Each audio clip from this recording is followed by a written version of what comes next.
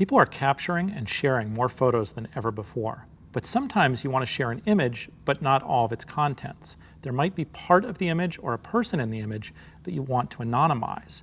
So let me show you a couple of quick ways to do that using Photoshop.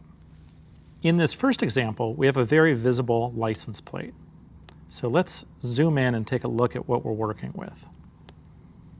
Okay, the first thing we'll want to do is select that, and there are a lot of tools to do that. I'm going to use the polygonal lasso tool. And we're just going to click around the area that we want to blur out.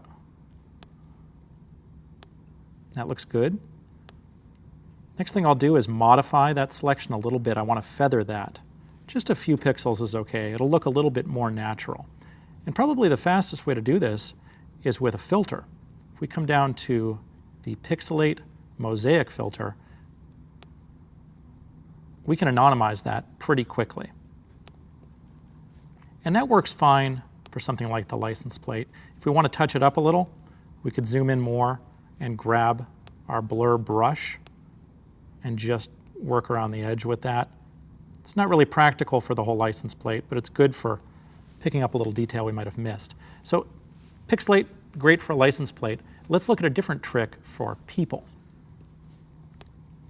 Okay, so common shot of the family. What I want to do in this case is blur out both of the kids in the shot. And for this, I'm going to use my elliptical marquee and just select one. I can move that around after I've selected it. And then I'm going to hold my Shift key to drag another one. Doesn't have to be perfect. That'll work just fine. I do want to go with a more feathered selection for this one. So let's do something like 8 pixels. And for this, we've got a lot of blur tools. I like to use lens blur. I'm going to zoom in a little bit here.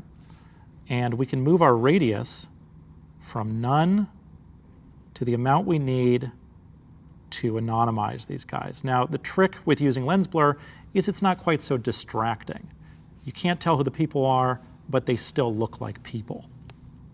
Get that where I want it. That'll work just fine. Now, the last step here,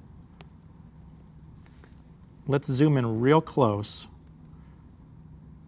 And you'll notice that the blurred region looks a little bit different in structure than the rest of it.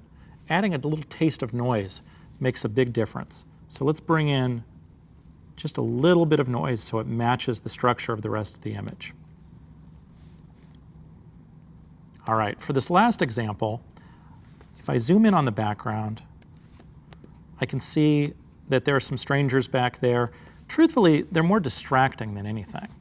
So at this point, I'd encourage you to look at your images and see, can I crop some information out? Can I darken it?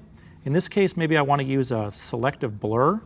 And to that point, you should check out our video on selective focus, where we deal with making an iris blur.